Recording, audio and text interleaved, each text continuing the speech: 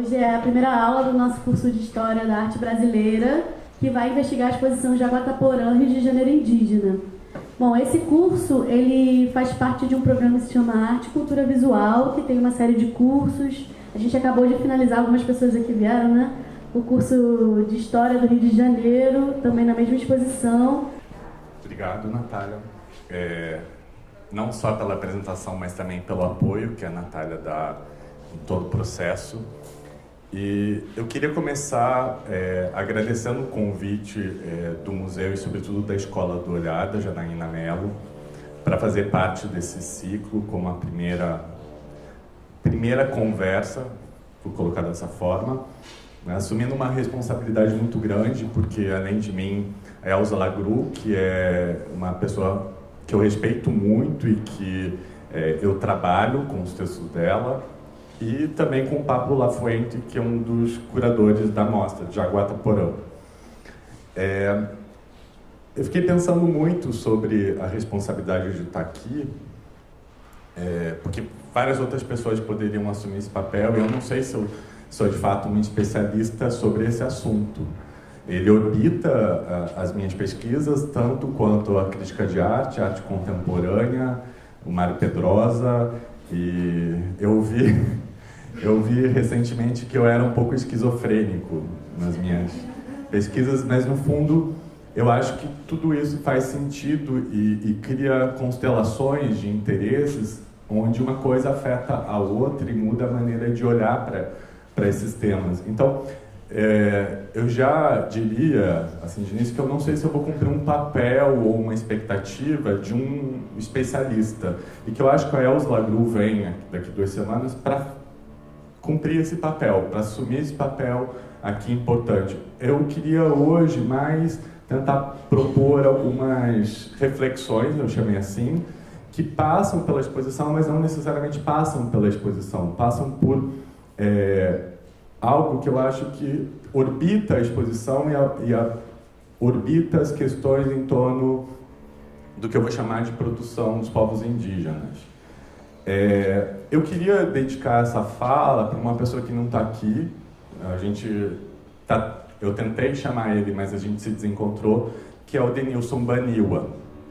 O Denilson Baniwa, para quem não sabe, é o artista que fez a serpente na parede da exposição.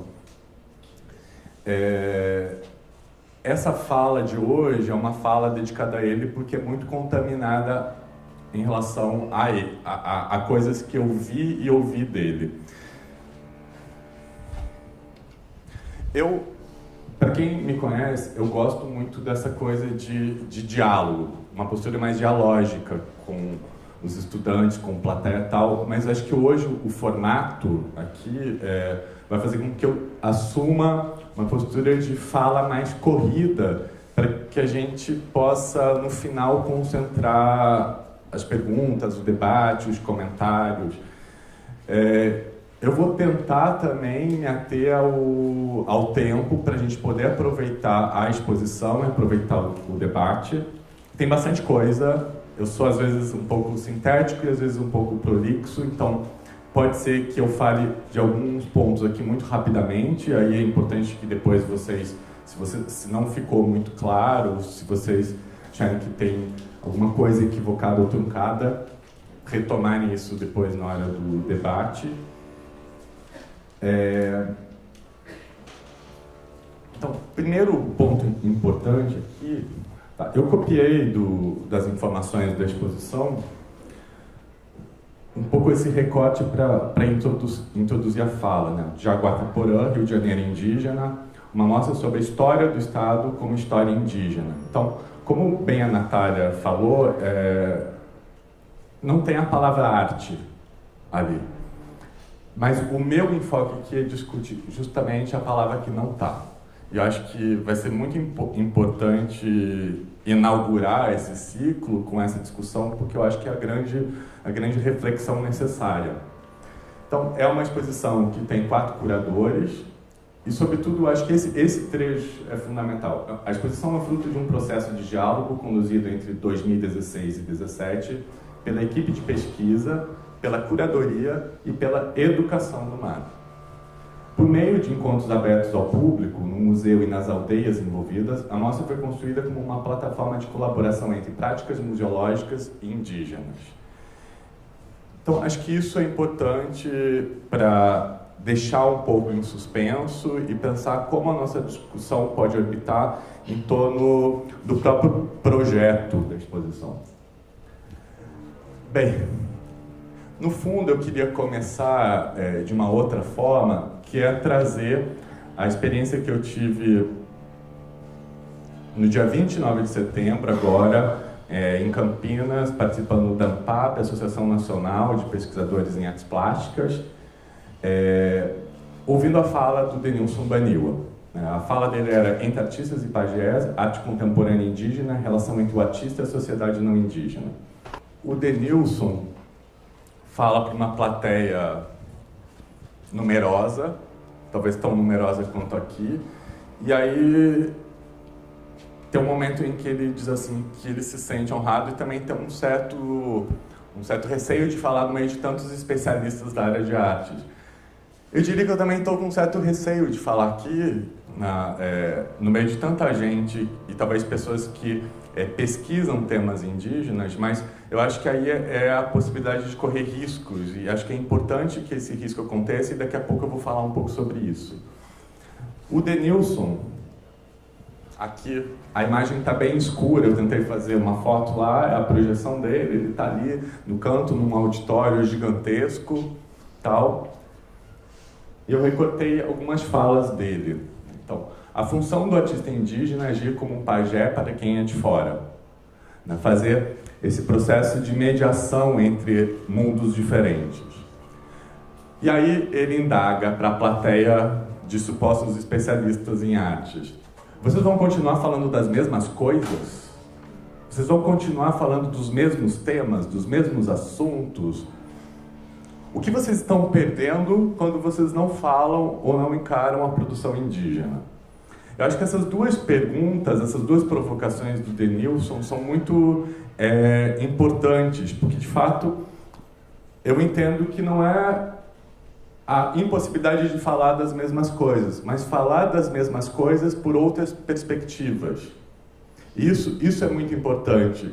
Eu diria aqui hoje que, pelo menos assim, do meu lugar de fala, ou da minha experiência, de onde eu vou me implicar, as práticas indígenas e o contato com elas tem sido uma maneira de repensar a minha própria posição em relação àquilo que eu estou pesquisando, aquilo que eu estou tentando dar conta e o modo como eu penso arte hoje. E aí eu penso, o que a gente está perdendo de fato quando a gente ignora esse tipo de experiência? O Denilson fala lá na ANPAP, para que a gente consiga ver um Brasil mais indígena. Faz essa provocação, para que esse Brasil de fato seja indígena. E aí é inevitável assim, pensar e colar um pouco com uma citação do Viveiro de Castro, que ele diz, no Brasil todo mundo é índio, exceto quem não é. Então, o que eu quero colocar com essa provocação? Eu não sou indígena, eu não estou aqui para falar em nome de nenhum povo indígena. Eu sei qual é o meu lugar de fala, de estudante de arte, foi pesquisar a história da arte, dedicado para a teoria da arte, para a arte contemporânea, professor da UFRJ, com problemas em relação a isso que eu vou falar, e em processo de transformação. Processo de transformação, sobretudo, quando eu entro na UFRJ e eu ganho de presente uma disciplina chamada História da Arte no Brasil 1. E aí, quando eu olho na ementa, é uma disciplina inteira dedicada a temáticas indígenas. E aí eu pensei, o que eu vou fazer agora? Então, estudei um pouco, estudei por conta, mas eu tive que me envolver. E eu estou dizendo isso porque, olhando assim, o meu processo, fala-se muito em teorias decoloniais, fala muito em repensar posturas, tal, mas eu acho que no meu caso, na minha história, a maneira como eu estou me implicando, assim como o Denilson se implicou em falar na ANPAP e confrontar uma plateia, eu acho que esse processo aconteceu e tem acontecido de dentro, não como uma coisa que eu busquei externamente, mas uma coisa que o próprio processo me colocou numa situação de repensar as minhas práticas à medida que eu fui aprofundando certas questões e que eu tenho aprofundado e que tenho permitido ser afetado por esses temas e esses encontros.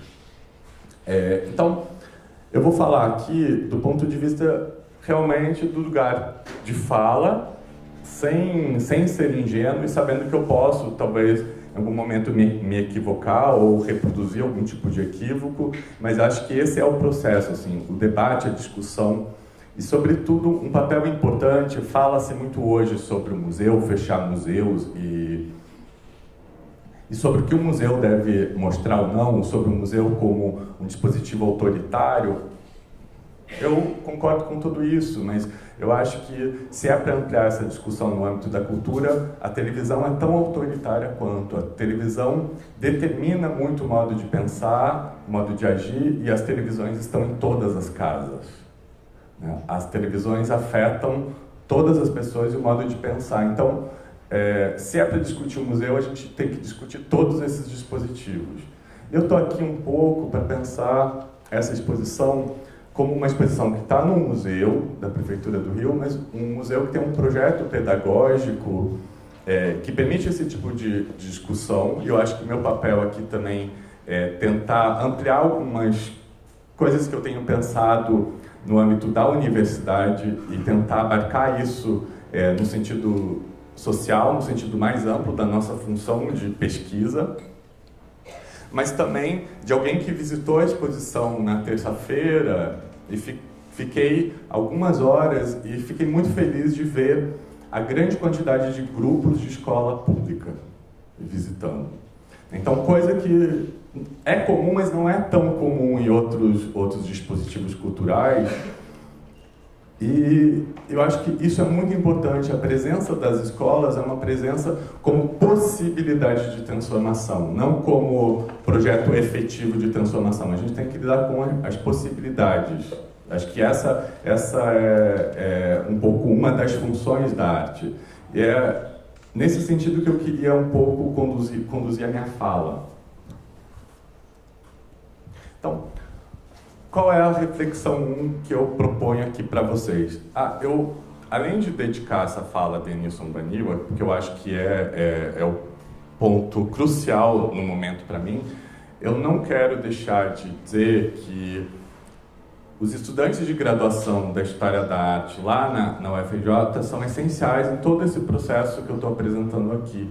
Porque, claro, a gente faz uma pesquisa, corre atrás dos autores, mas é no embate, é na conversa, no diálogo, na maneira como esses estudantes recebem, discutem, debatem e se envolvem com esses temas, vem muito da minha motivação. Então, a minha fala aqui é uma fala atravessada pelo meu lugar de fala, pelos autores aos quais eu tenho me dedicado, as imagens às quais eu tenho me dedicado, mas também, sobretudo, aos estudantes da UFRJ do curso de História da Arte, essencialmente, não só eles, mas essencialmente eles.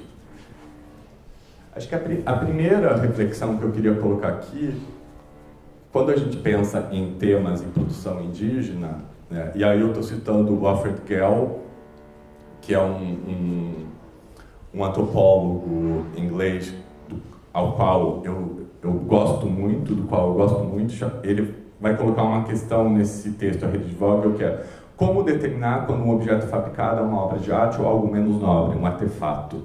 Qual é a grande questão aqui? É entender quando um objeto, sobretudo no nosso recorte aqui de produção indígena, pode ser entendido como um artefato, um objeto do cotidiano, um artefato etnográfico que vai constar num museu antropológico, num museu etnológico, num museu histórico, num museu arqueológico, e quando esse artefato ele está exposto numa condição de objeto de arte ou de um objeto ansioso querendo ou podendo ser identificado como um objeto artístico. Quando eu digo isso, eu falo muito da relação com os museus, com a história da arte, com esses dispositivos de enquadramento. Então, para simplificar, porque o nosso tempo é curto, o Alfred Gell vai trabalhar com duas teorias. Essencialmente, já é a síntese do texto quando ele diz que essas duas teorias elas deveriam se unir para se discutir esse tipo de questão. Como é que qualquer objeto pode vir a tornar-se um objeto de arte? Então, a teoria interpretativa é a teoria da filosofia analítica e, sobretudo, é a teoria cujo principal representante é o Arthur Danto, né, que faz realmente uma atualização de toda a teoria estética da filosofia da arte. Para a teoria interpretativa, não existem características intrínsecas a qualquer objeto que possam, por si só, caracterizá-lo como artístico. Um objeto será considerado uma obra de arte se for interpretado a partir de um sistema de ideias fundamentais em uma tradição artística historicamente estabelecida. A interpretação deve estar relacionada com uma tradição progressiva, cumulativa, de fazer artístico que internaliza, reflete e se desenvolve a partir de sua própria história. Bem, essencialmente, a grande questão com a qual o Gell vai concordar, ele vai dizer, diferentemente da teoria institucional, né, que aí é uma abordagem sociológica que diz, um objeto, ele passa a ser artístico se ele for inserido num contexto de arte, num museu, numa galeria, se um curador, se um historiador da arte, se um crítico de arte falar dele. Então, já é suficiente para que esse objeto se torne um objeto artístico. Para o Gell, ele vai dizer o seguinte, esse deslocamento explica uma ressignificação desses objetos, mas ele não é o suficiente para entender o mecanismo. Então ele vai dizer, o que muda realmente é quando muda a interpretação desse objeto. E essa interpretação só pode existir como objeto de arte se consensualmente algum tipo de pensamento que possibilita esses objetos serem entendidos como arte. Vocês vão ver que toda a minha fala vai ser norteada por essas questões, porque a ansiedade, né, de pensar se objetos indígenas podem ou ser ou não entendidos como obras de arte tem muito a ver com o entendimento do que seja arte. E à medida que esse entendimento do que seja arte muda-se também a condição desse objeto em si e muda a condição do campo de objetos que podem vir a se tornar arte. Acho que essa é a grande questão como uma questão histórica, uma questão em processo. Claro, também quer pensar que essa tradição artística progressiva e cumulativa é uma tradição ocidental.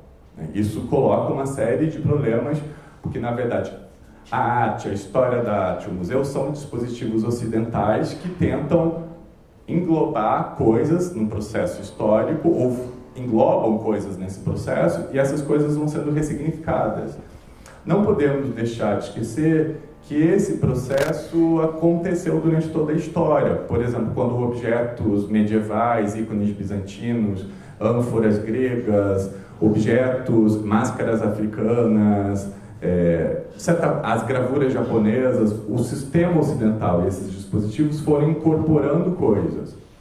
No caso dessa produção indígena, é muito importante considerar esse contexto, ou esse pretenso contexto universalizante da produção cultural, da qual a teoria da arte, a história da arte e o museu fazem parte, mas também pensar em que sentido pode ser um modo de se implicar no caso da arte produzida no Brasil, do que a gente entende como Brasil, o que o Paul Reckenhoff vai nomear num texto de 97, qual é o desejo de Brasil, né? De entender o que dá conta, o que está fora, o que está dentro de uma ideia, de um desejo de Brasil. Esse desejo também como um movimento histórico. Eu diria aqui que no meu processo de implicação, muito importante perceber que os dois lados da mesma moeda, como uma hipótese, poderiam ser, primeiro, o fato de mudar um pouco o pensamento da teoria da arte, de entender ou de mudar esse entendimento de arte e tornar esse entendimento de arte mais inclusivo, pode ser uma armadilha que coopta tudo, insere tudo numa lógica de um sistema que é movido pela história da arte, pelos museus e pelo mercado de arte. E aí eu diria, chamar objetos como objetos de arte indígena serve a quem? Quem ganha com isso? Quem produz ganha alguma coisa a partir do momento que um pote de cerâmica é entendido como objeto de arte? O outro lado da moeda é pensar que enfrentar esse problema pode ser muito generoso no sentido de que, de fato, pode ser uma tentativa de pensar um modo de articular a palavra arte, ou entender o campo da arte, o modo como coisas são nomeadas de arte, que seja mais inclusivo, e uma teoria da arte que talvez possa ser pensada de dentro como uma teoria da arte nossa, daqui. No sentido de que estamos o tempo todo afetados por uma discussão universalizante, externa, externa e interna ao mesmo tempo, mas, por outro lado, podemos ter autonomia de pensar teorias que vêm daqui para fora, crescer. Então, a grande pergunta é, estaremos operando numa teoria da arte, numa possível definição de arte que já é diferente, por exemplo, de uma definição de arte cara, por exemplo, ao Danto nos anos 80, 90, mais inclusiva, uma definição de arte que permita que objetos medievais, que permita que pinturas renascentistas, que permita que colagens cubistas, que permita que performances, que videoarte, que fotografia, arte conceitual, né, uma série de dispositivos com diferentes visualidades, diferentes técnicas, diferentes processos possam ser entendidos como arte. Será que, de fato, estamos vivendo algum tipo de transformação no entendimento do que a arte é e do que ela pode vir a ser? Então, essa é uma pergunta essencial para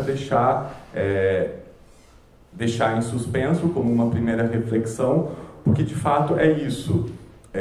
Talvez para a produção brasileira, o modo como encarar a produção dos povos indígenas pode ser um problema bom de reflexão, no sentido de repensar o que de fato é a produção daqui.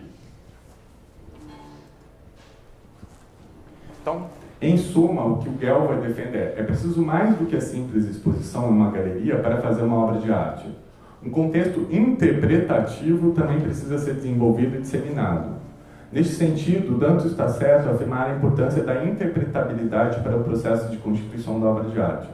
O que está errado, né, e aí é o modo como o Gell vai discutir certas posições do Danto, pelo menos no que diz respeito à distinção entre obra de arte e artefato, é sua dependência em relação a uma distinção superidealizada entre artefatos funcionais e obras de arte significativas. Qual é a grande questão aqui? Danto ainda vai operar numa lógica de que objetos de arte, objetos que podem vir a ser ressignificados como arte, eles têm que ter algum nível simbólico na origem deles, para a cultura que produz. E, essencialmente, a posição do Danto é um pouco universalizante quando ele diz que objetos, instrumentos cotidianos, como um martelo, vamos dizer assim, ou uma armadilha, não podem ser significados como arte porque eles são essencialmente utilitários, eles cumprem função utilitária, eles não teriam função simbólica. O que o Alfred Gell vai questionar é porque, de fato, esse modo de pensar é um modo do Ocidente. E que para culturas não ocidentais, ou para muitas culturas não ocidentais, para não generalizar,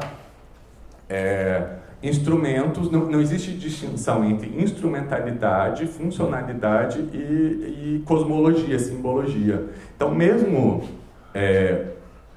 objetos, ferramentas, elas têm uma função simbólica para esses grupos na origem. O que ele vai dizer, o que o Gell vai reforçar, é que o Danto tem razão, mas ele é muito pretensioso quando, de fato, ele define o que pode ser arte e o que não pode ser arte para essas culturas. O que nós podemos englobar e o que nós não podemos englobar no nosso sistema de arte, falando pelo outro. Então, eu vou deixar isso em suspenso como uma reflexão, porque a gente vai voltar a esse aspecto. O Alfred Gell vai citar um outro antropólogo, Nicholas Thomas, e aí eu acho que é a grande questão dessa primeira reflexão. Objetos são promíscuos e podem mover-se livremente entre domínios culturais, transnacionais, sem ser essencialmente comprometidos. Eles só podem fazer isso porque, de fato, não tem nenhuma essência, só uma gama ilimitada de potencialidades. Eu acho que esse trecho é essencial para a discussão, porque cabe para pensar como objetos de outras culturas. E quando eu digo objeto, eu não estou querendo aqui me referir só à materialidade do objeto. Já vamos pensar essa questão. Como objetos podem transitar e serem ressignificados de modo contínuo, tal, porque em si é muito importante perceber que o objeto não carrega uma essência. Ele carrega uma gama ilimitada de potencialidades. Então, ele pode se prestar a outros discursos, sim. Seja o objeto indígena ou objeto de uma cultura tribal africana, seja um objeto da cultura ocidental que foi ressignificado, como um ícone bizantino. Então, e seja arte contemporânea, né? Como deu o exemplo na semana passada. Em 69, o Federico Moraes, aqui no Rio de Janeiro, faz um projeto chamado Agnus Dei, que ele questiona um trabalho da Teresa Simões, que era um monocromo branco. Então, como pensar uma pintura numa tela branca, que é essencialmente branca?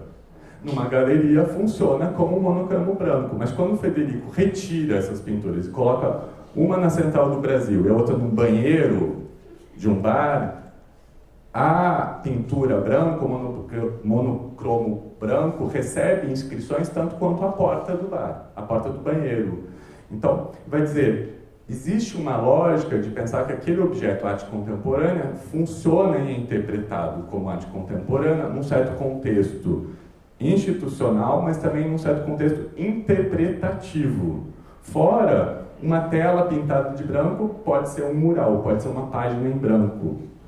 Então, eu acho que é muito importante perceber isso, assim, como essa provocação é uma provocação para objetos de viés etnográfico, mas ela pode ser extensível para outros contextos.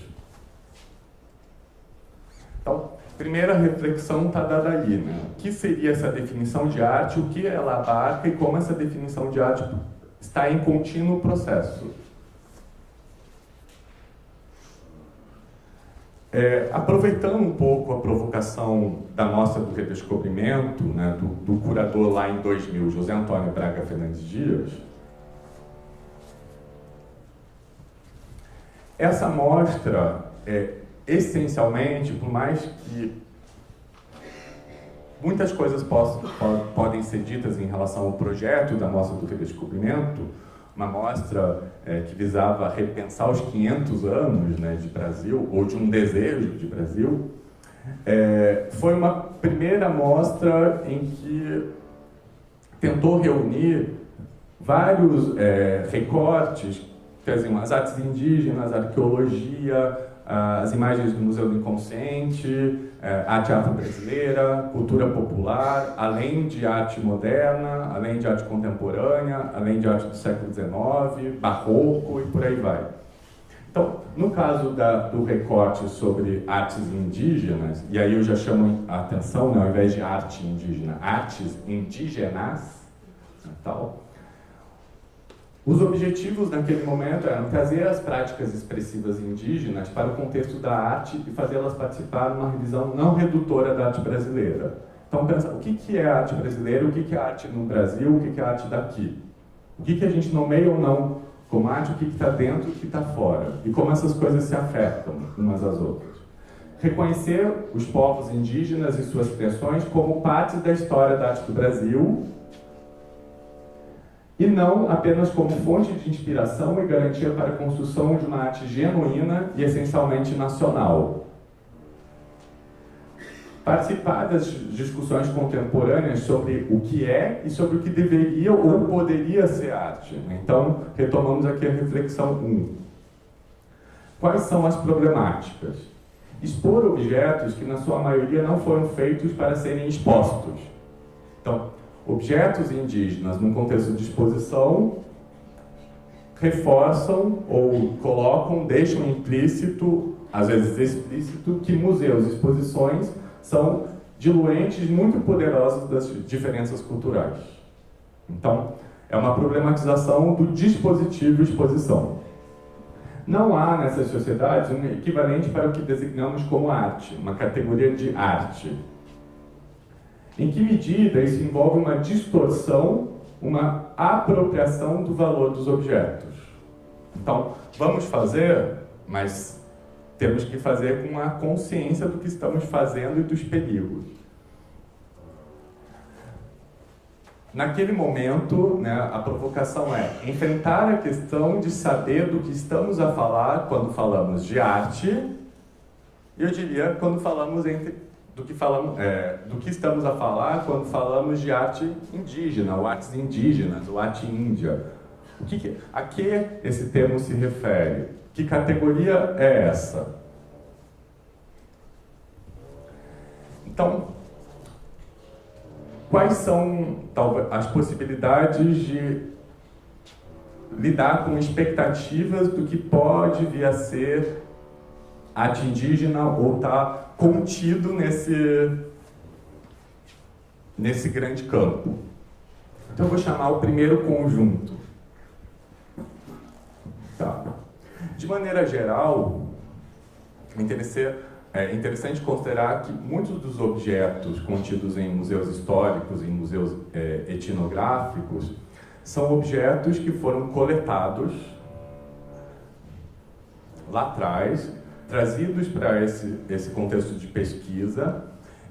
Em certos contextos, a coleta tinha a ver com uma hipótese de que, com o desenvolvimento da civilização industrial, muitos povos seriam extintos. Então, coletar seria uma maneira de tentar organizar e manter um certo grupo de indícios da existência desses povos.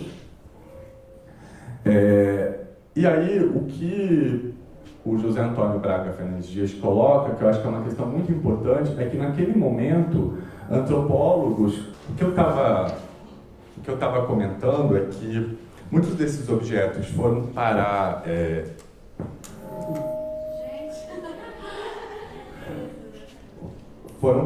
em museus porque algo a se considerar é o que um antropólogo coleta como um objeto etnográfico e coleta como uma expectativa do que potencialmente pode ser entendido como arte. Então, o que o José Antônio Braga Dias vai colocar é que muitos antropólogos tinham uma visão de arte muito próxima da arte moderna e muito próxima de um entendimento de que objetos de arte são objetos tridimensionais, objetos que podem ser expostos na parede, com uma luz, numa redoma de vidro. Então, essencialmente, eles vão identificar nessas tribos objetos que podem funcionar ou se submeter a uma lógica do objeto de arte que era a visão corrente naquele momento. Se a gente for fazer uma pesquisa geral, uma leitura, vai ver que assim, até aparece, mas com um certo cuidado, mas não se entende muito que um ritual, uma performance pode ser vista como arte indígena. A cultura imaterial indígena não vai ser entendida como arte aqui. Arte, ou museu do índio, é uma coisa que abarcaria aquilo que pode ser coletado, aquilo que pode ser transportado, aquilo que pode ser armazenado numa coleção, num acervo, e que pode ser exposto, estudado. Então, o que a gente vai ter? A gente vai ter cestaria, a gente vai ter a cerâmica, os objetos de cerâmica. Vocês estão vendo que eu não estou interessado aqui em discutir os objetos em si, a origem das etnias, eu estou mais interessado em tentar propor certas reflexões, no sentido geral, não tanto assumindo um lugar de fala desses objetos, mas assumindo um confronto em relação a esses objetos num certo lugar de fala. A arte plumária, né, os adornos em si, Vocês vão ver depois, numa outra reflexão, como é que isso opera.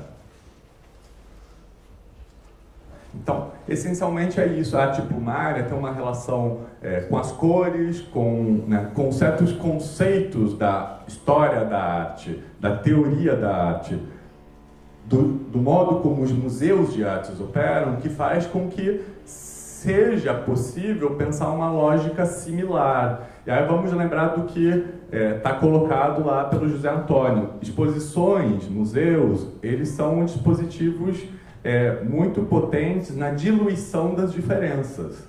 Então, expor uma obra, um objeto indígena, no sentido objetual, próximo de uma escultura, uma máscara africana próxima de uma escultura de Picasso ou de Brancusi, né, até que ponto essas diferenças são mantidas e até que ponto se dilui essas diferenças em prol de uma ideia de um objeto tridimensional com uma função estética. Claro, é pensar que o grafismo, embora envolvido com o corpo, neste caso, houve muitas tentativas de, por exemplo, dar papel para certos povos indígenas, certos grupos, e pedir para que eles desenhassem no papel aquilo que se desenhava no corpo, para que pudesse registrar e manter esse grafismo como uma entidade passível de ser analisada em termos estéticos, mas também em termos iconográficos, em termos... Então, não reforçar só uma leitura formal, mas também uma leitura simbólica muito próximo do que se faz na arte e na história da arte ocidental também. Então, poderia-se pensar numa exposição sobre as contribuições indígenas na formação do Estado do Rio de Janeiro, numa exposição de objetos indígenas, essencialmente. Esses objetos que estão aqui. Um segundo conjunto é pensar exatamente isso, a imaterialidade. Se a gente fala tanto da imaterialidade na arte ocidental, na arte contemporânea, aquilo que não é apreensível em termos do objeto em si, mas muito mais dos símbolos e das relações que existem, né? Ou, como a antropologia, via o Alfred Gell vai colocar, o poder de agência dos objetos, os objetos podem agir sobre quem manipula, quem tem contato com esse objeto. Eu dou um exemplo aqui, que é a fumaça, o fumo para os guaranis. Então, o poder de cura, o uso do fumo pelo xamã, e a fumaça como um elemento simbólico tão carregado quanto a cestaria, quanto a cerâmica, quanto a arte plumária. Então, por que um certo grupo de objetos, um certo conjunto, pode ser transferido para o museu e exposto, entendido como arte indígena, mesmo que isso não seja tão... não seja um consenso para todo mundo, e outro grupo de produção cultural, eu vou colocar assim, não está, de certa forma, incluído, ou às vezes é incluído e às vezes não. Como pensar a musicalidade, o som, a ação, então a fumaça, mas a sonoridade como um elemento muito importante também para a maneira como os povos indígenas lidam com as suas cosmologias e com esse poder de agência, né, o poder de ação sobre o outro. E aí eu já diria assim, como dar conta do conjunto, assim, como pensar que a plumária, a cor, o instrumento musical como um objeto fabricado, o som, tudo isso está junto, funciona de maneira mais holística. Como dar conta disso quando se fala de produção cultural indígena?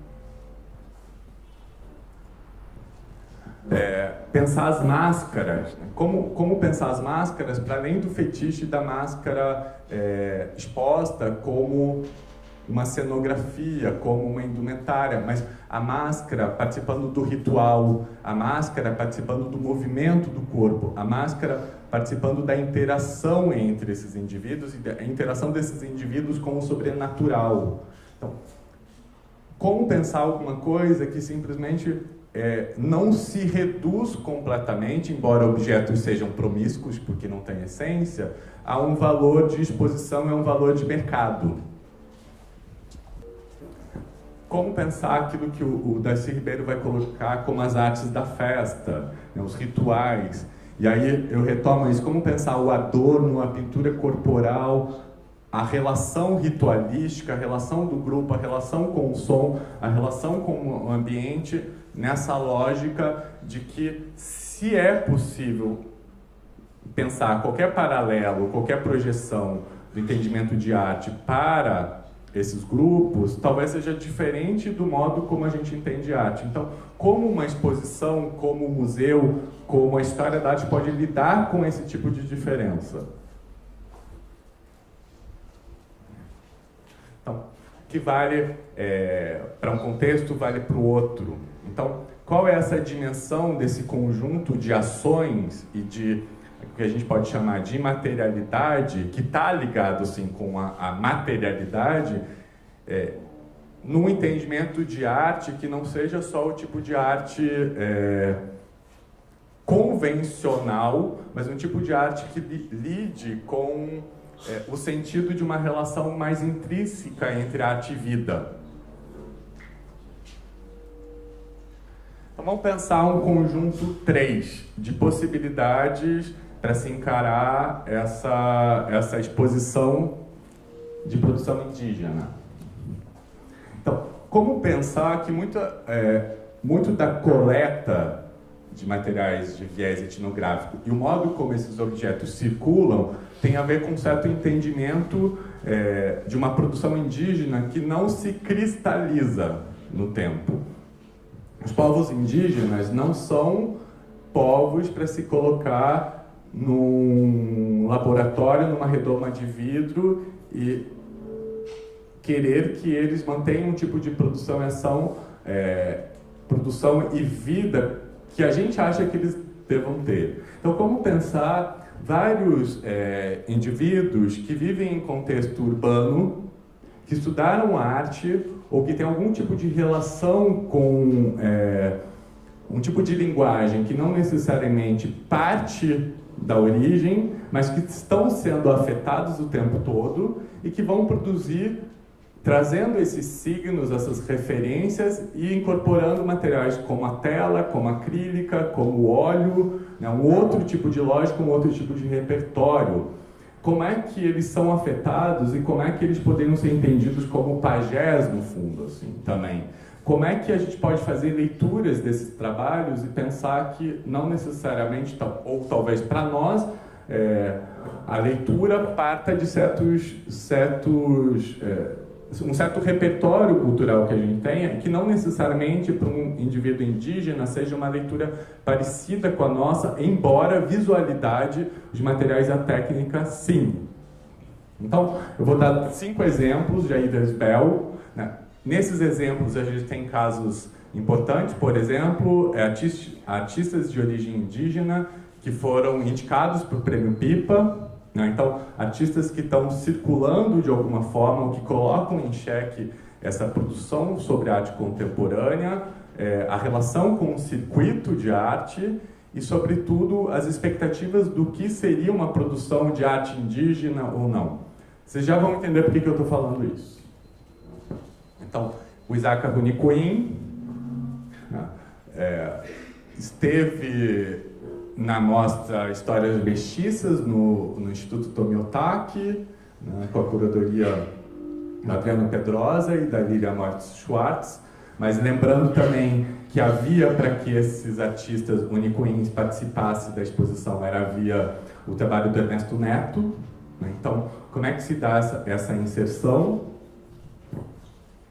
No caso dos unicuins, tem aí uma relação muito forte e simbólica com a ayahuasca, né, com as visões, e aí eu acho que também é muito importante que, junto com a visão, né, o registro dessa visão, existe um repertório de cantos, né, de um conjunto de símbolos e de práticas que envolvem esse tipo de produção e que olhar aqui não é suficiente para dar conta de toda a dimensão do trabalho, não se resume à sua visualidade, como nem o outro dos exemplos que eu mostrei nos outros conjuntos.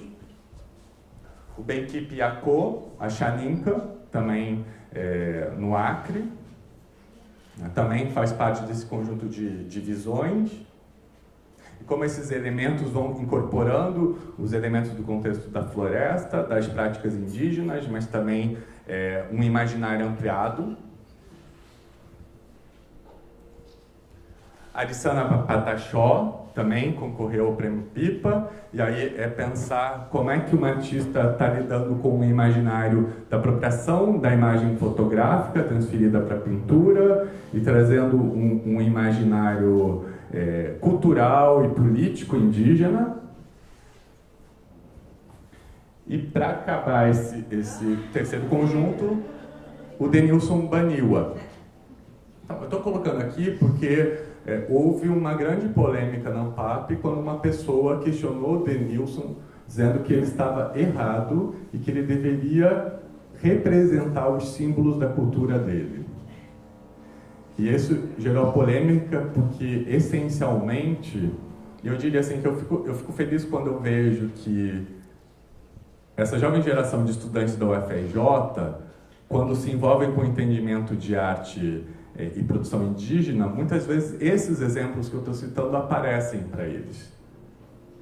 Eles não têm necessariamente uma visão cristalizada do que se entenderia por arte indígena. E por outro lado, eu fiquei muito feliz quando na ANPAP vi gerações como a Ana May Barbosa defendendo o Denilson e falando que ninguém pode impor o que um artista deve ou não deve fazer, seja ele indígena ou não, e sobretudo indígena. Ele tem que ter o direito de escolher o que ele quer ou não. Então, eu acho que essa inserção aqui nesse conjunto também é polêmica, porque volta e meia a gente acha que esses artistas se perderam culturalmente, eles perderam a identidade com a relação. Eu estou dizendo isso porque eu estou falando, generalizando de maneira geral. Uma pessoa se manifestou, mas eu sei que várias pessoas na plateia pensavam daquela forma e não tiveram coragem de dizer. Então, acho que é importante pensar isso assim também. O direito de escolha. O quarto conjunto aqui é o que eu diria das práticas artísticas ou não artísticas, ou as práticas estéticas como práticas políticas. E aí, eu acho extremamente importante a gente ouvir o Ailton Krenak em 87. Esse processo de luta de interesses que tem se manifestado extremamente aéticos. E eu espero não agredir com a minha manifestação o protocolo dessa casa,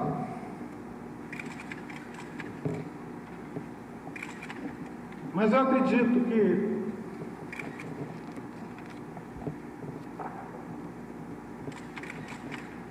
os senhores não poderão ficar omissos. Os senhores não terão como ficar alheios a mais essa agressão movida pelo poder econômico, pela ganância, pela ignorância do que significa ser um povo indígena. O povo indígena tem um jeito de pensar, tem um jeito de viver,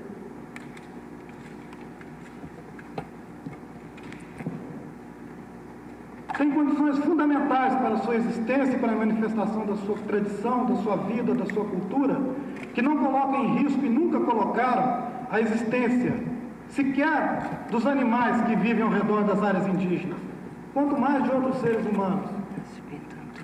Eu creio que nenhum dos senhores poderia nunca apontar atos, atitude da gente indígena do Brasil que colocou em risco, seja a vida, seja o patrimônio de qualquer pessoa, de qualquer grupo humano nesse país.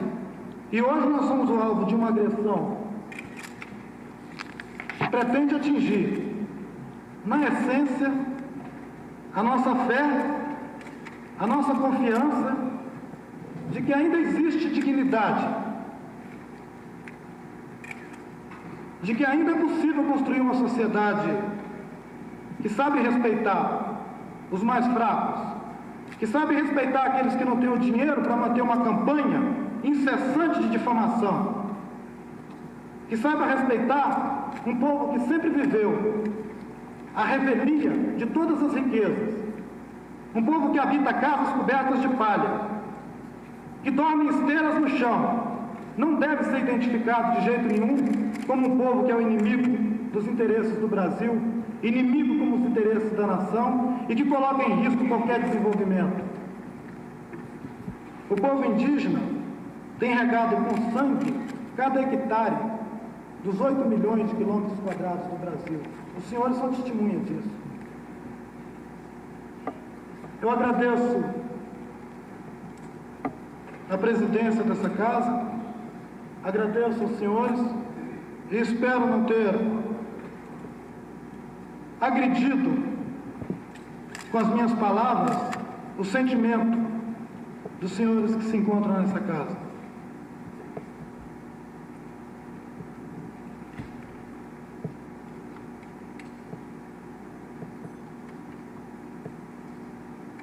Obrigado. Ele foi um dos melhores articuladores políticos da União das Nações Indígenas e foi o melhor advogado dos povos indígenas quando na Constituinte pintou o rosto. Ele expressa para mim todas as lágrimas de 5 milhões de brasileiros índios que morreram nesta terra. Tantas nações indígenas que ainda continuam chorando. Como pensar nesse quadro conjunto aí essas práticas estéticas como práticas políticas, sem que uma coisa neutralize a outra, e aí a resistência de um modo de vida. Acho que essa é a grande questão, como pensar a sobrevivência, o direito de existência de um modo de vida. Eu acho que o Ailton Krenak, aqui quando em 87, na Assembleia Constituinte, defendendo a existência dos artigos que protegem o direito dos índios na Constituição de 88, essa conquista é a conquista de um modo de existência que o tempo todo está em risco. Então, como dar conta dessa dimensão, que é também uma dimensão do imaterial, mas é também uma dimensão do atravessamento, né, do indígena em relação ao não indígena, do indígena em relação às políticas públicas, né, a relação do modo como a presença indígena de fato é entendida na formação do Brasil, ou desse desejo de Brasil. Eu acho que esse quarto conjunto vai falar um pouco disso. E aí, trazendo de maneira mais enfática para a exposição e para o contexto do Rio de Janeiro, falar da aldeia Maracanã. Então, falar da aldeia Maracanã como a possibilidade também de existência de um novo pensamento, sobretudo quando o prédio, que era o antigo Museu do Índio, né, criado por Darcy Ribeiro, e que está transferido e está fechado lá em Botafogo, infelizmente, mas que é um museu que lida com uma coleção de objetos indígenas, no sentido tradicional, embora também incorpore outras práticas de pesquisa. E a aldeia Maracanã, e aí eu queria também falar aqui de um estudante especial, o Vinícius Davi, que não está aqui, mas acho que fundamental, um dia que ele chegou e veio falar da aldeia Maracanã, e falou: eu não sou indígena, mas eu tenho um eu indígena. O meu eu indígena é o modo como eu partilho uma posição, um modo de vida com os indígenas. E eu acho que isso é muito importante, assim, porque é pensar a aldeia Maracanã não como um museu de objetos, mas como um ambiente de troca de experiências, de práticas, né? Então, onde vários povos podem definir a própria gestão da maneira como eles querem que esse espaço funcione, né? Como trabalhar de maneira colaborativa, como pensar que essas práticas não necessariamente são práticas expositivas convencionais, que mais do que um acervo talvez funcione como um centro cultural, um centro de encontro, de debate, de discussões, e que, do mesmo modo como o modo de vida indígena tem que ser efetivado e respeitado na Constituição do Brasil, respeitar a existência da aldeia Maracanã, né? Militar por essa existência, por essa possibilidade também de um modo de existência da cultura.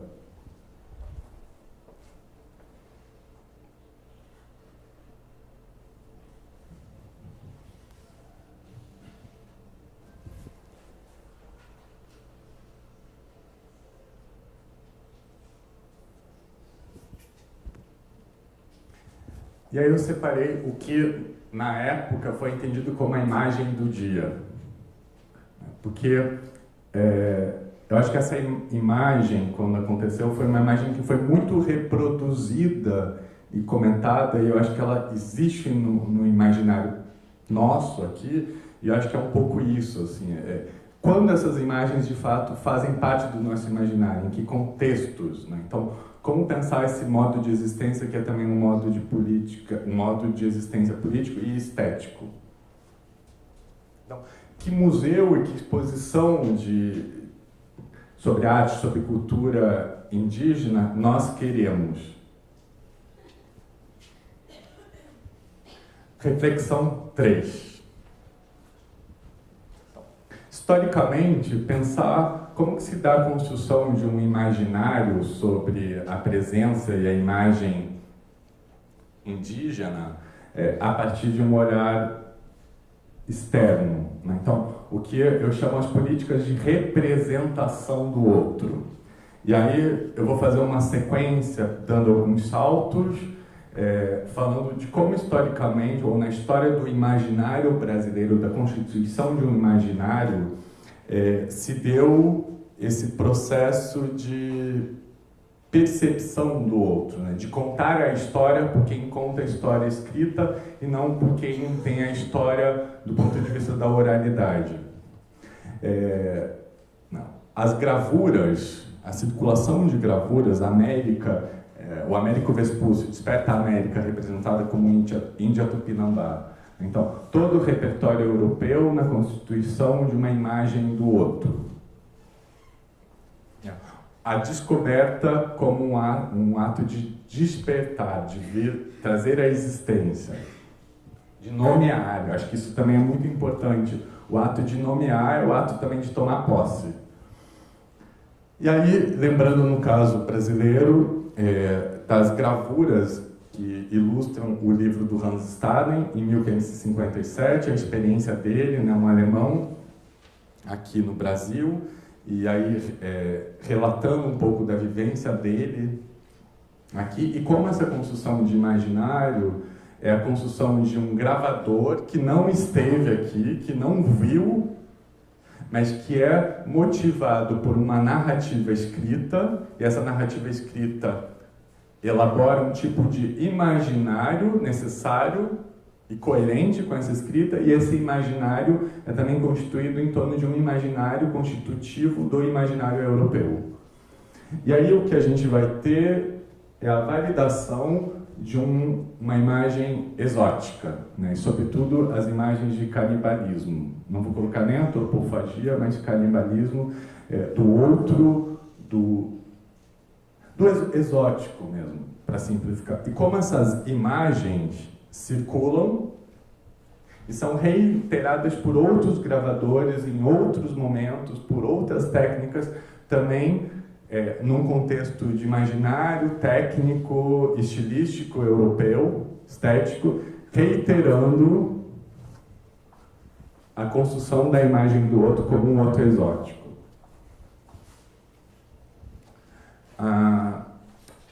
A missão filosófica, a viagem filosófica pelas capitanias do Grão-Pará, Rio Negro, Mato Grosso e Cuiabá, Alexandre Rodrigues Ferreira. Então, um dos poucos portugueses que no século XVIII se propuseram a representar a presença indígena. De maneira geral, o que a gente vai ver é que enquanto os portugueses tentavam negar o que acontecia, eram holandeses, alemães, franceses, eram outros povos que traziam a constituição desse imaginário indígena.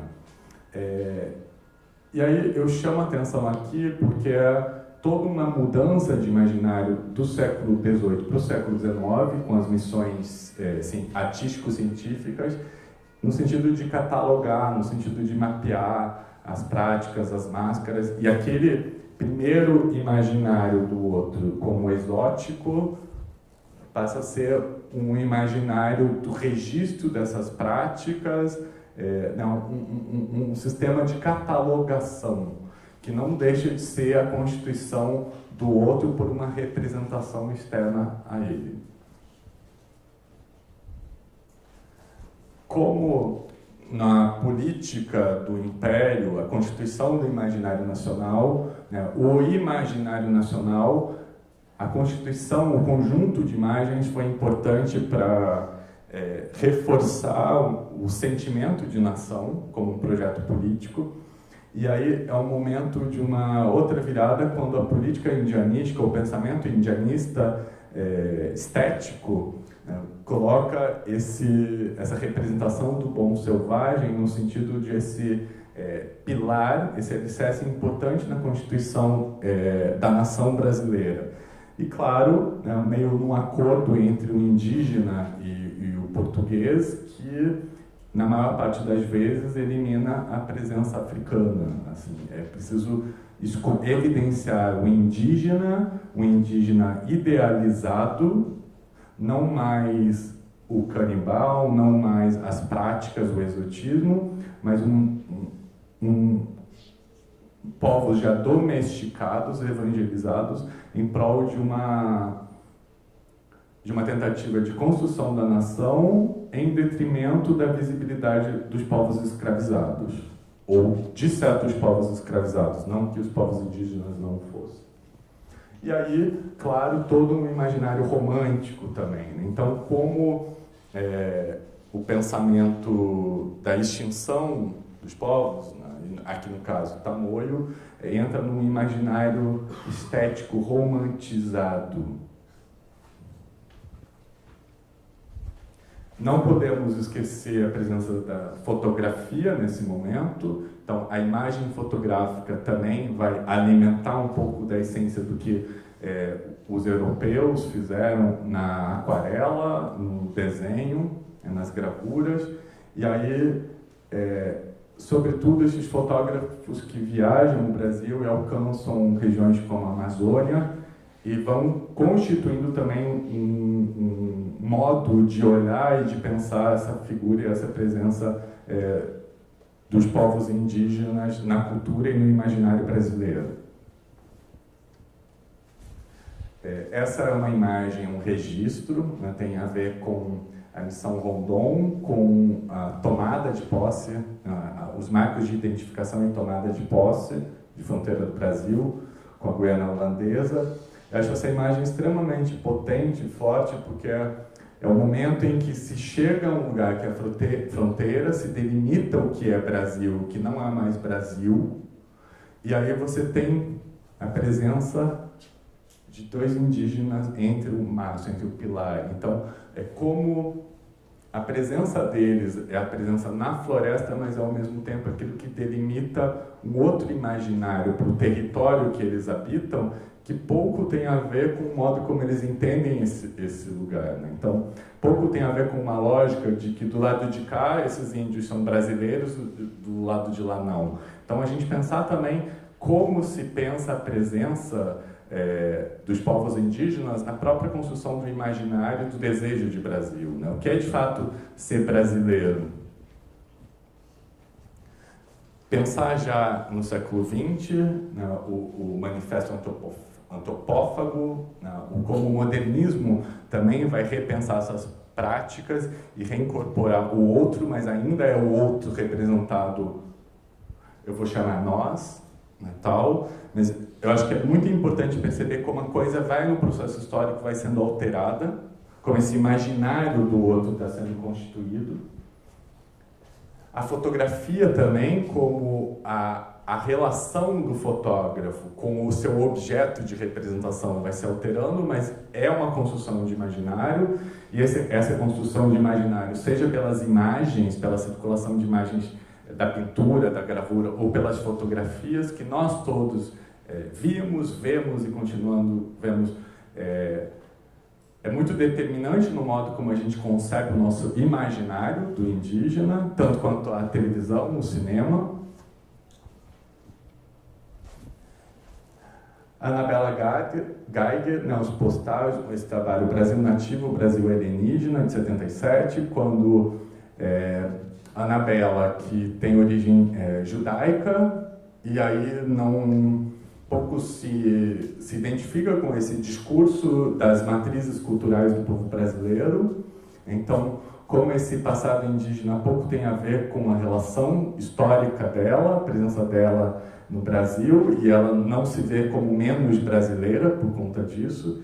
E fora o imaginário dos postais, né? Como na década de 70 esse imaginário indígena é vendido em banca, né? Então, como se apropriar desse imaginário e tentar criar algum tipo de ruptura ou de questionamento da constituição desse imaginário. Então, a Cláudia Andujar, na década de 80, a Cláudia foi uma grande militante dos Yanomamis, e acho muito importante esse trabalho, Série Marcados, porque a gente pode pensar, ainda é o outro representando o outro, mas nesse momento era uma prática política também, né? Era preciso fotografar e registrar, numerar cada um dos indivíduos dessas tribos, porque na verdade eles não tinham registro de nascimento, né? Então, como era todo um processo que eles estavam em risco de extinção, tal, e no fundo era marcar para salvar. A Cláudia Andujar fala muito disso, assim, de como ela, na sua origem judia, as perseguições, como o fato dos judeus terem sido marcados para morrerem, e no caso dela, ela precisar marcar para viver, para sobreviver, para garantir um modo de existência. Então, eu estou trazendo aqui certos pontos que eu acho que são importantes também pensar como, nesse processo de constituição do outro, mesmo que da representação externa, como é que se negocia esse processo. E aí o Ernesto Neto, né, e os representantes Unicuim, esse aqui já é um registro do trabalho que primeiro aparece no Histórias Mestiças, no Tommy Otaki, em São Paulo, e depois é levado para Viena. Acho que é muito importante perceber essa lógica de interação. Então tem um imaginário, tem todo o repertório do Ernesto Neto, dos penetráveis, do imaginário dele, incorpora lá uma trama, incorpora uma visualidade, incorpora os objetos, eu diria incorpora porque aí há uma relação com esses indivíduos de origem Unicuim, e em certos casos a própria ayahuasca é servida dentro do trabalho. Então, assim, o trabalho fica nesse trânsito entre a arte contemporânea, a existência e a prática indígena, não necessariamente dizendo que isso problematiza todas essas questões desses trânsitos, mas também é uma forma de como representar o outro, trazendo o outro para... E aí, eu sempre gosto de terminar esse ciclo com esse projeto do Vídeo nas Aldeias, estava na última Bienal de São Paulo, porque um dado muito importante é chegar num ponto que é considerar as práticas de autorrepresentação. De maneira geral, é pensar que tudo aquilo que é produzido por povos indígenas são modos de produzir representação também. Talvez não a representação que a gente imagina nessa lógica de percurso histórico que eu passei aqui, mas são modos de existência, são modos de existir, se representar e se colocar no mundo. E o Vídeo nas Aldeias, embora seja uma ONG, tem todo o processo de capacitação, torna possível que indivíduos de certas tribos possam eles mesmos criar os seus roteiros e filmar as suas histórias, produzir audiovisual,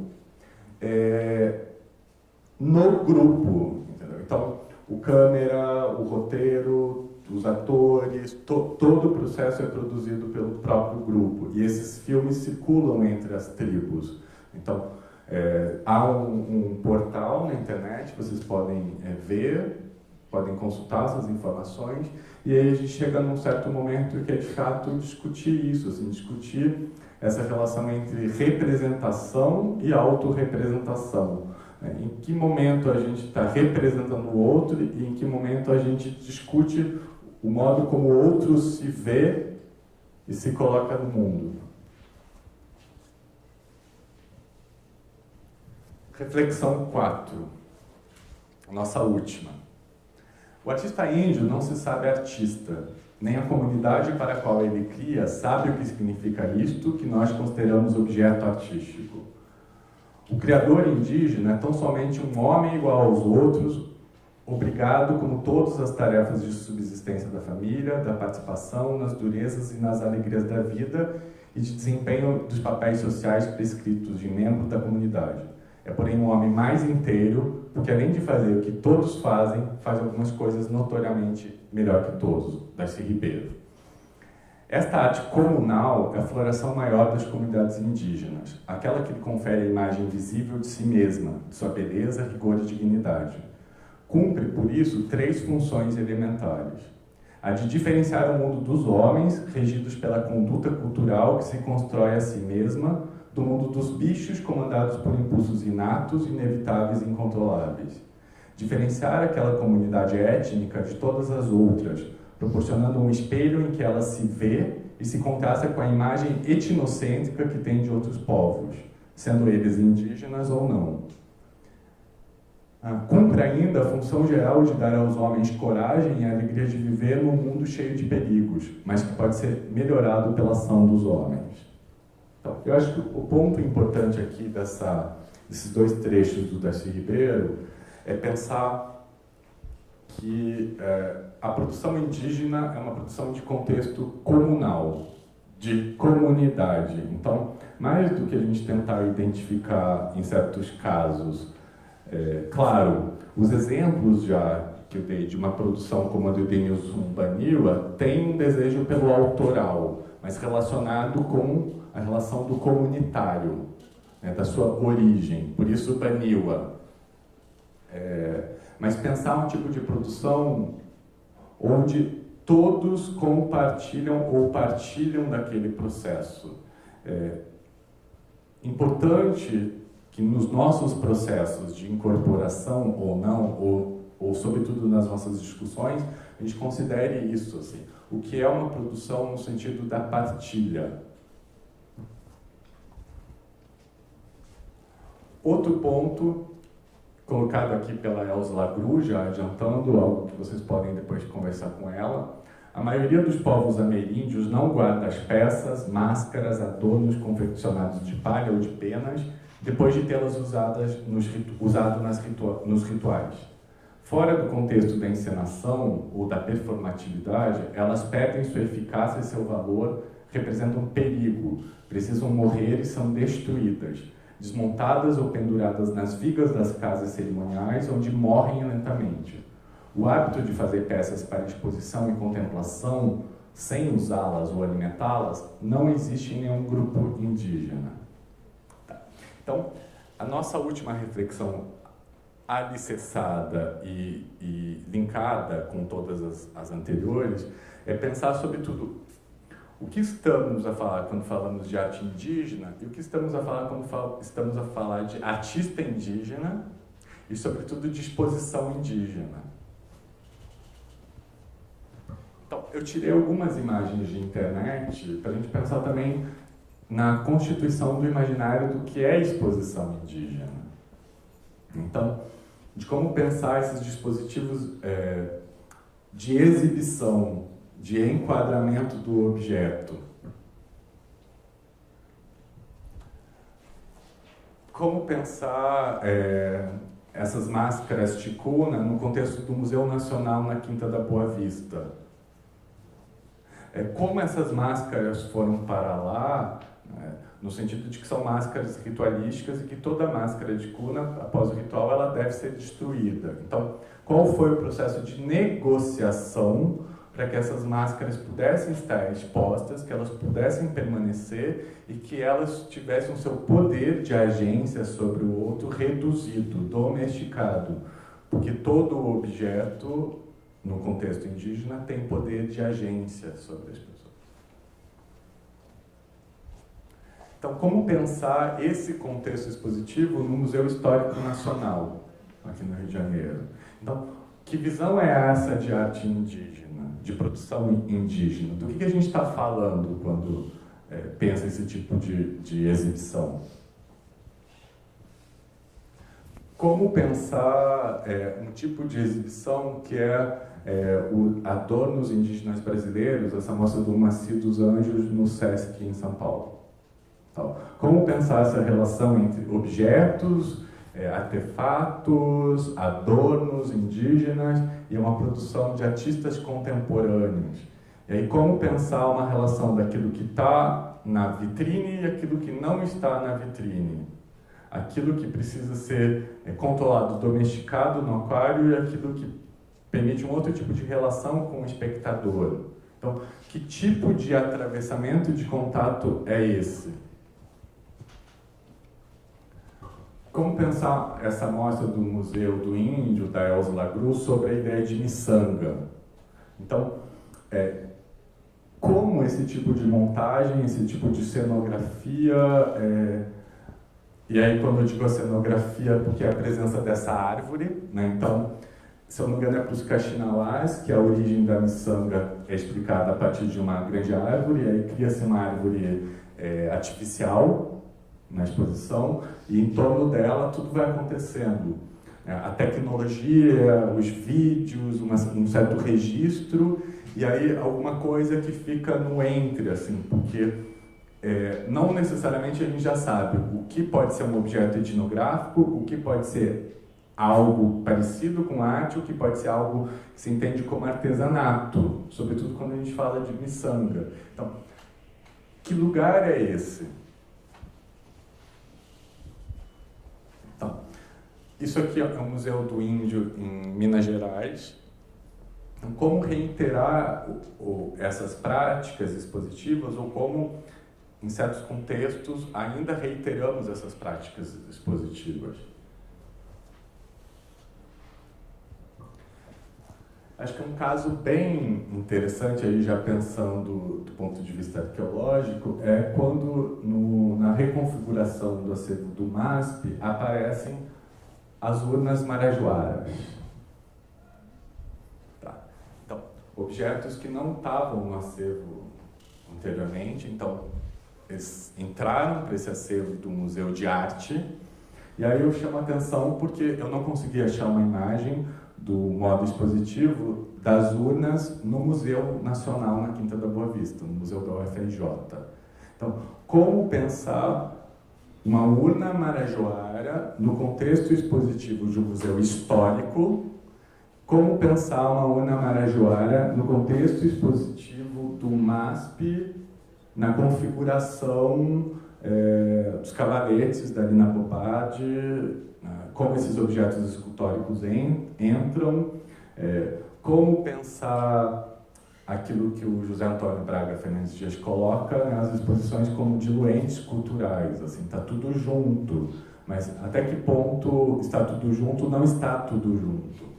Então também é isso, como o modo de expor, mas também um lugar define também o tipo de discurso sobre o objeto e o tipo de relação que se constrói a partir daquele objeto. Como reconsiderar ou pensar aquilo que o Nicholas Thomas diz, que os objetos são promíscuos porque não têm essência, só uma gama infinita de possibilidades.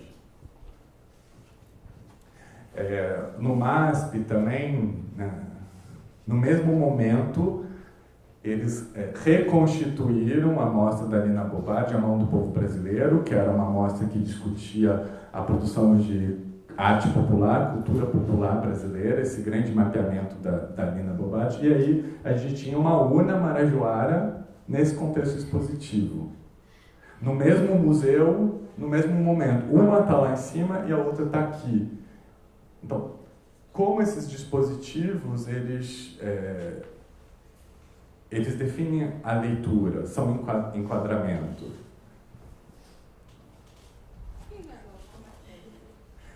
Essa é uma exposição do mar, né? A exposição anterior, a partir da Leopoldina, e eu coloquei justamente porque tem na exposição de Jaguataporã um vídeo quando o grupo dos povos indígenas que ajudou a produzir a exposição de Jaguataporã visitou o museu e visitou a exposição. E aí tem um comentário de um deles que fala que está tudo no aquário, né? Que está tudo... de que eles estranham isso, o modo como o conjunto foi exposto. Então, acho que aí está a potência, aí é ouvir o outro de fato e pensar que eu estou aqui questionando, mas qual é o meu lugar de fala?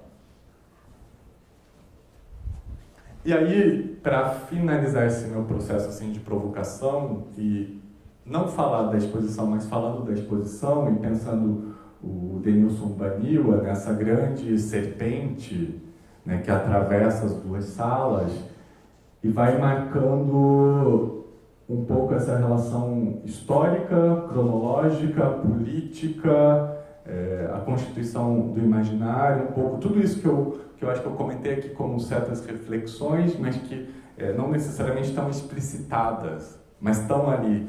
E aí a palavra.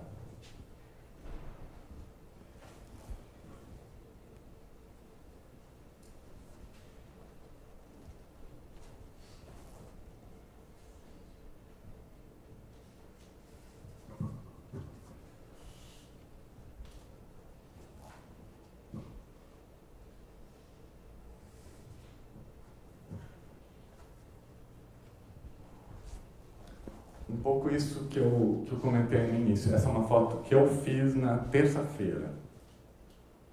Então, qual é a possibilidade de transformação que a arte, que a cultura, que o museu, que a arte e a educação, que a história da arte podem ter?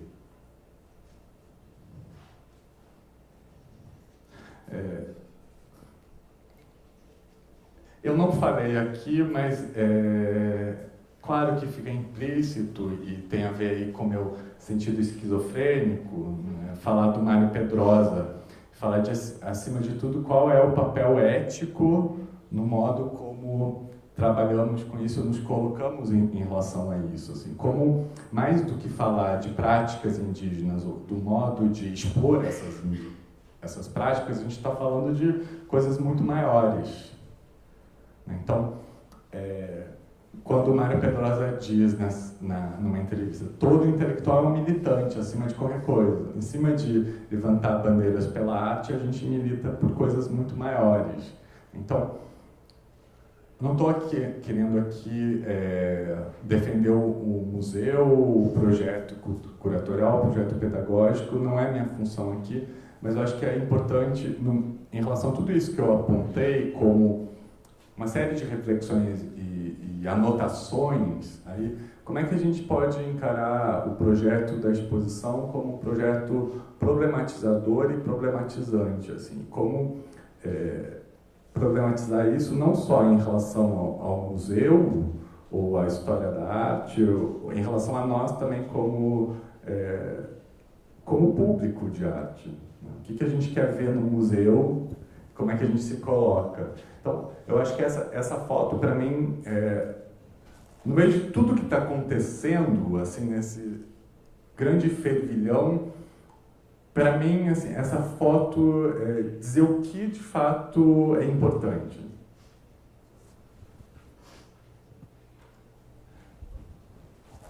E como uma imagem da exposição, né? Pensando lá a fala do Eduardo Viveiros de Castro, né, no início, a nossa provocação, a provocação do Denilson Baniwa, fazer do Brasil um Brasil um pouco mais indígena, e pensando lá o Vinícius Davi, dizendo assim, o nosso eu indígena, sem a pretensão de sermos indígenas ou queremos pensar como indígenas, não faremos isso, não seremos não é a questão, mas como pensar um pouco isso, assim, acordar um pouco esse eu indígena que há dentro de nós, assim, como acordar, despertar ou potencializar, mais nesse sentido ético.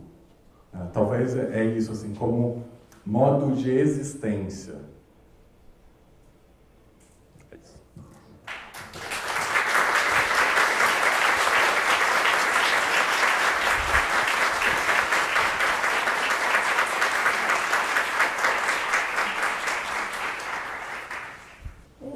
Você mostrou algumas fotos, né, de diversos museus, incluindo a arte indígena, museu de arte e museu que não era de arte, né? No museu que tem no Forte de Copacabana, além de ter as peças indígenas, ainda tem assim um manequim, né, um boneco caracterizado, digamos assim, ainda com cenário em volta, né? E no museu as coisas ficam muito empoeiradas, né? Ficam velhas, ficam sujas, então dá um aspecto assim meio cavernoso, né? Fica feio, fica... essa coisa de velho mesmo, né? Desbotado, sem cor e meio marrom, assim. Então parece assim meio uma coisa meio tenebrosa. Assusta as crianças às vezes, né? Inclusive aquelas máscaras chicunas, né? Já estão super velhas, desgastadas, comidas, né? Às vezes por insetos. É uma imagem morta, né? Isso passa para as pessoas essa coisa do indígena extinto, né? Quando a gente vê essas fotos daquele índio que estava com arco e flecha lá em Brasília, né? Você vê que não tem nada de morto, né? E que acho que esses movimentos de resistência, de retomada e tudo mais, está fazendo com que esse indígena apareça como uma pessoa de carne e osso, né? Porque parece muito que é um indígena da televisão, que está lá dentro da televisão, dentro do livro, né? Dentro de uma memória muito distante e que eu tenho frequentado as aulas de história aqui, hoje é a primeira aula de História da Arte, e em ocasião nenhum professor pergunta, aqui tem algum indígena? Porque o olhar do professor para a plateia é um olhar de, entre aspas, né, de branco para branco. Uhum.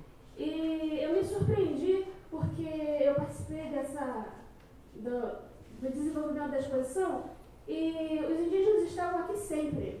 Uhum. E eu fico falando para eles, gente, está acontecendo um curso lá no mar e não aparece ninguém, vocês precisam aparecer por lá. Mas é que, na minha opinião, quando coloca assim o índio pelo índio, o indígena não se identifica. Uhum. Se você falar, vai ter uma palestra sobre o Maniwa, aí o Maniwa vem. Vai ter uma palestra sobre o Xavante, aí o Xavante vem. Mas quando você fala que é uma coisa indígena, ele não se identifica, ele acha que ele não faz parte daquilo. Uhum. Como é que você vê isso? Eu vou começar respondendo pela seu comentário de que não houve uma pergunta se havia algum indivíduo de origem indígena na plateia. Eu pensei nisso, mas eu não quis fazer.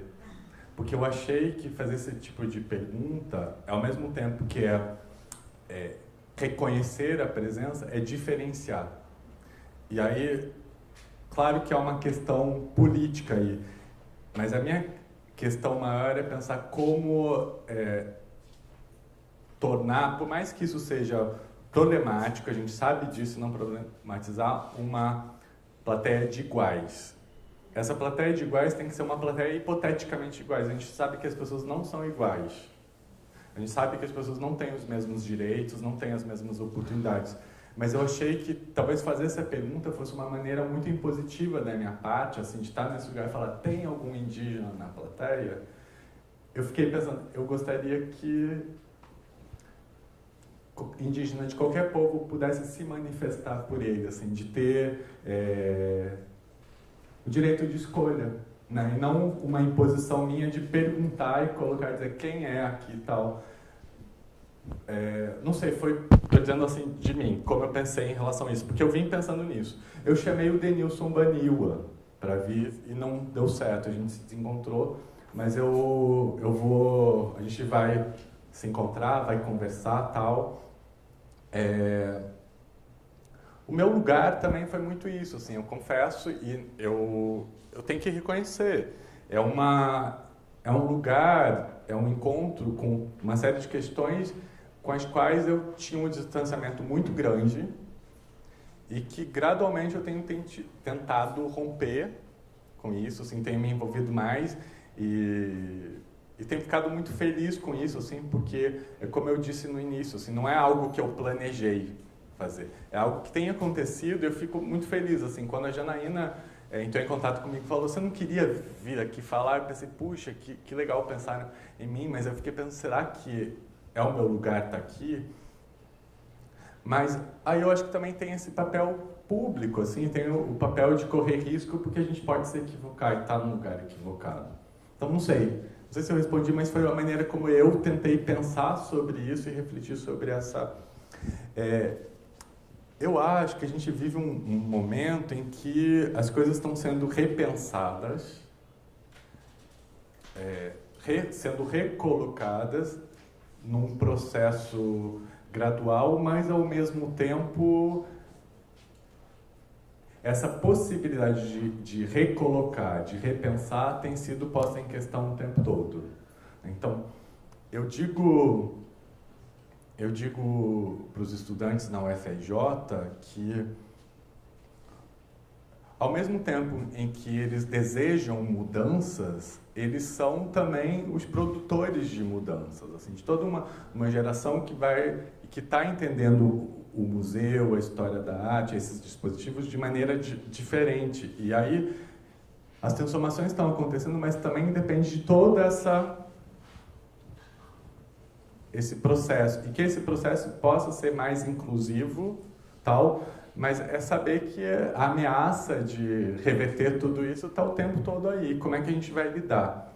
Sobre as exposições, isso é uma coisa que eu tenho pensado muito, assim, sobre por que em certos contextos é mais cenográfico do que outros, por que em certos contextos as expografias são mais autoritárias do que em outras, como pensar essas práticas inclusivas.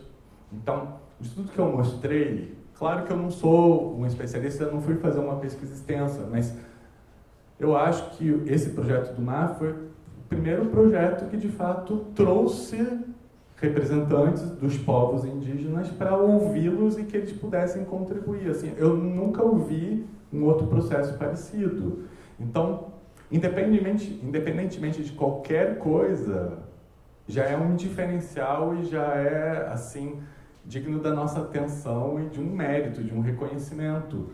Porque, de fato, é complicado como essas coisas são feitas. Então, eu entendo que as coisas estão mudando, devem mudar, mas também podem não mudar. E aí depende da gente, não sei. Podem retroceder, infelizmente. Então, eu não sei se eu te respondi, eu não sei se eu fui capaz, mas... comentou. Eu acho uma coisa interessante que está acontecendo aqui também, sobre o olhar de uma museóloga que esteve aqui, fazendo uma palestra, só que acho que ela era da Colômbia, né? E ela foi convidada para trabalhar no museu com uma exposição indígena. E aí, quando ela chegou lá, ela viu as peças e ela falou assim, né, essas peças não dizem nada. E aí ela fez uma pesquisa de como essas peças eram feitas, né, de onde que vinha a tinta, de onde que vinha o algodão, como é que era feita a linha e tudo mais para aquele tipo de exposição. E aqui eu acho bem interessante, principalmente os vídeos, porque os vídeos contam como as pessoas vivem, como elas fazem as coisas, como elas significam e ressignificam isso, né? Leva mais tempo, não é só olhar e pronto. Então acho que essa parte dos vídeos, dos textos, apesar de levar mais tempo, né? Tem inclusive esse vídeo do Krenak, é bem legal. Claro que eu sintetizei uma coisa aqui, uma série de questões que eu trabalho 4 meses. Mas tem um exercício aí de pensamento que a gente faz na UFRJ, que é a diferença de olhar para, por exemplo, cerâmica, os objetos expostos, e aí começar a colocar imagens da produção de cerâmica. Pensar a cosmogonia a partir da representação do barro, né, dos significados. E aí começar a perceber uma outra relação com esses objetos e com essas práticas, que muitas vezes o modo como as exposições e os museus propõem esse contato com o público não ajuda. Tem um dado, eu não vou lembrar agora, é um antropólogo que fala sobre essas coleções etnográficas. Muitas peças etnográficas, e não estou dizendo em termos de arqueologia, estou dizendo em termos de peças coletadas, sei lá, no início do século XX, não tem a data, não tem o lugar, não tem... Assim, são peças que não têm memória. Então, o que ele coloca é que uma peça sem memória é muito mais fácil de circular e ser ressignificada do que uma peça que, de fato, você sabe qual é o povo que produziu, por que está produzindo, em que momento essa peça entra numa coleção, um acervo de um museu. Todos esses processos são também processos políticos. Eu concordo com você. Os vídeos, eles são essenciais. Você está falando dessa peça que pode ser colocada em qualquer lugar, como a própria Marajoara, que estava ali, né? Aquela cerâmica sem contexto. Sim. Porque não sabe, né? Então pode botar em qualquer lugar, vai ficar qualquer tinta. Eu estou aqui pensando, assim, na verdade, uma continuidade da sua pergunta, da pergunta que ela fez sobre a questão, né, que as tribos, eles vão quando o Chavante e tal. Mas eu estava pensando sobre a questão, assim, no índio, de identidade, como que eles têm essa noção que é diferente da nossa, quando você falou assim, a autoria, nós temos a autoria, eles trabalham um processo coletivo. E como que eu tenho interesse em saber mais como que funciona isso. Eles são com a noção de eu deles, né? Porque isso, na arte, isso vai fazer toda a diferença da forma que a gente entende eles. É isso. O Darcy Ribeiro vai falar uma coisa quando ele nome arte índia, no singular, e não artes indígenas. Ele vai dizer que, embora existam diferenças nos processos, nas cosmologias de povo para povo, seria possível identificar o que ele vai chamar de arte de família, que é pensar assim, são produções que têm diferenças, essas diferenças devem ser consideradas, mas elas são muito próximas. Então, seria possível, na visão dele, naquele momento, dizer que existe uma arte índia nesse sentido de um coletivo, por existir um ar de família. Em geral, outros eu não vou colocar nem ser antropólogos, historiadores, mas teóricos que se dedicaram a essa ideia das artes indígenas. Já vão tomar mais cuidado de tentar lidar com a especificidade de cada povo.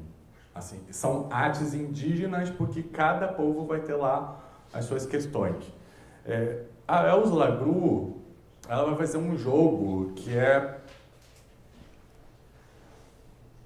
essencialmente, o que ela vai discutir é a ideia de que se a arte contemporânea ampliou e permitiu muitas coisas, a arte contemporânea permite também repensar as práticas indígenas e seria quase um processo indiscutível questionar se seria arte ou não essa produção. E aí ela vai retomar uma ideia que é, nessa multiplicidade de facetas, essa produção comunal é muito mais próxima de um tipo de produção que existiu no Ocidente, existe no Ocidente, que é anterior à separação entre arte e artesanato do Renascimento.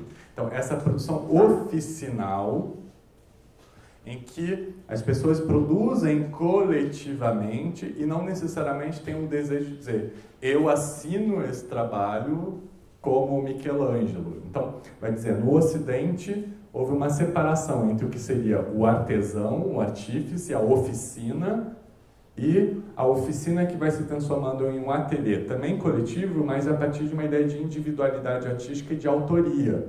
O que a Elza Lagru vai falar é que essa separação não vai existir nesse contexto ameríndio e que essa produção estaria mais próxima de um outro sistema de produção de articulação em que a autoria é uma autoria coletiva, compartilhada, porque são códigos e processos compartilhados. O Darcy Ribeiro vai dizer que o que diferencia, por exemplo, um grupo de homens produzindo cestaria é que nesse processo de produção existe uma visão do Darcy Ribeiro, gente. Não sou eu falando, tá? Ele diz que existe um desejo individual de fazer aquilo muito bem feito. Então, o modo como essa autoria coletiva se dilui, mas ao mesmo tempo não se perde, é porque cada indivíduo, ao reproduzir as técnicas, os processos, os símbolos, os signos partilhados pelo grupo, tem o desejo de serem bons criadores, assim, de criar o melhor possível.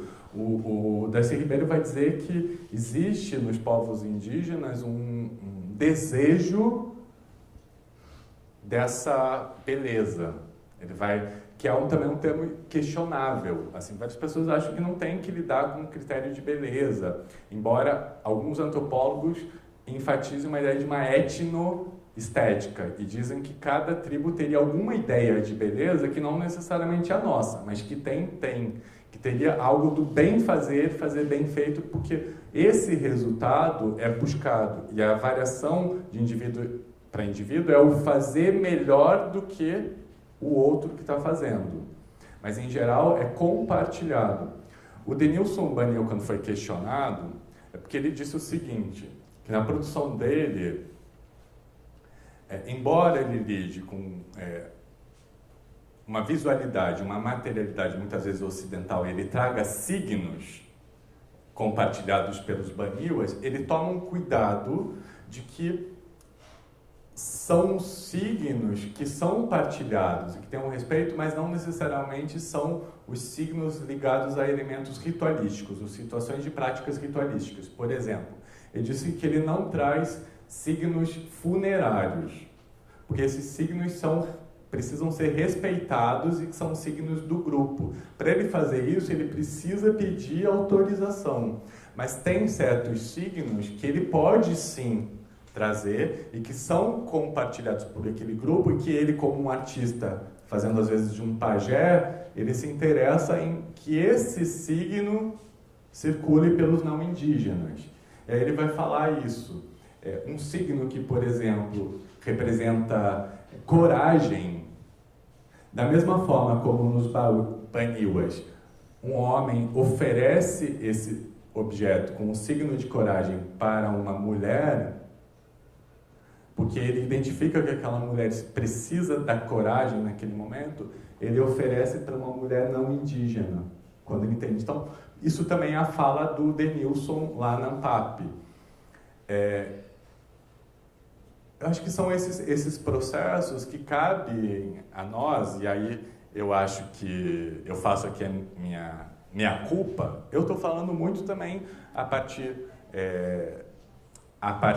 do Darcy Ribeiro, da Elza Lagru, do Eduardo Viveira de Castro. Eu estou falando também a partir de pessoas que estão nesse mesmo lugar aqui, porque um antropólogo é também um antropólogo, um etnólogo que está assumindo um papel do ponto de vista do Ocidente que está lá. Tal. Não dá para negar isso. Tal. Mas, por outro lado, é aquilo, é uma tentativa de como romper com isso. Como romper e poder, por exemplo, no mínimo ouvir o Denilson e trazer a fala do Denilson aqui para tentar criar um movimento da exposição. Porque se a exposição provoca a gente dizer assim, olha, está ouvindo o outro, então qual foi a minha maneira de ouvir o outro possível para essa fala aqui? Foi trazer o Denilson. Eu queria muito que ele tivesse, porque eu queria um pouco reproduzir nele aquilo que ele falou assim, de como ele estava um pouco assustado de falar para uma plateia. Como um indígena falando para não indígenas, e que eu aqui estou numa plateia, eu como não indígena falando para uma plateia de não indígenas e de indígenas, também apavorado, porque é uma situação desconfortável, mas é uma situação desconfortável porque eu sei qual é o meu lugar, mas eu também sei que eu estou num processo de construção disso, dessa atitude tal, e que estou tentando pensar, incorporar e trazer e olhar sem querer também cair no risco de achar que eu entendo, concordo com Eduardo Ribeiro de Castro, que a gente tende a aprender, mas a gente aprende sabendo que a gente não é indígena. Não é indígena. Eu acho que ter consciência disso, eu acho que é o primeiro passo. A gente não é indígena. Não, a gente é naquele sentido simbólico, mas não pode achar o lugar assim literal, porque aí Entendi. E a minha pergunta é exatamente essa, quando eu quero dialogar com você.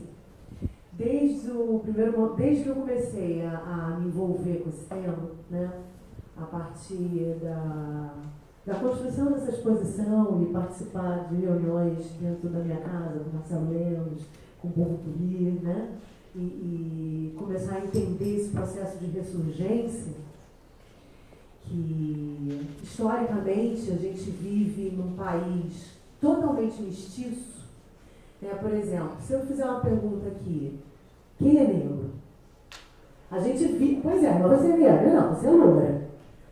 Esteticamente, eu não sei responder. Talvez esteticamente eu respondo. Não sou índia. Mas quem é que nunca ouviu na família? Minha avó foi pega no laço e blá, blá, blá, blá, blá, blá. Então, assim, quem é índio aqui? Quem é negro aqui?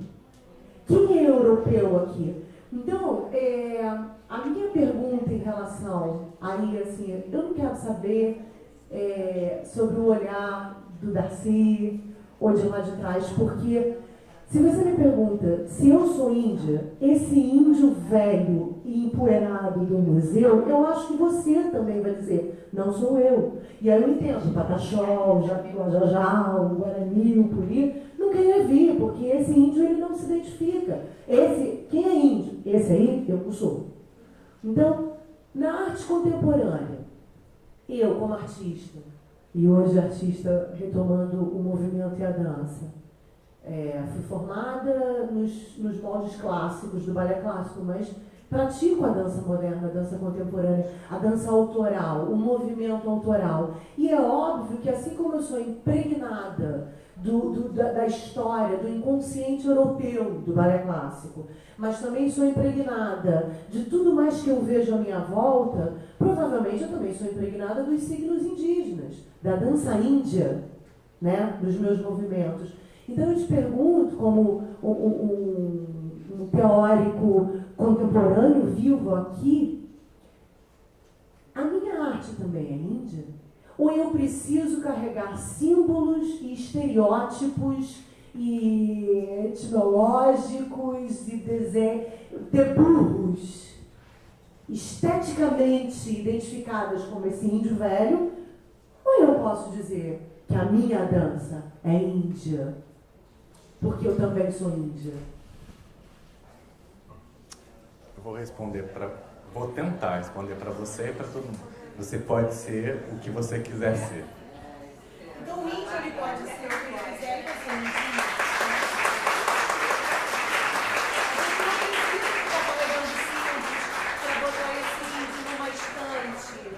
O índio está vivo. Então deixa eu completar o que eu falei. Você pode ser o que você quiser ser, mas seja com responsabilidade.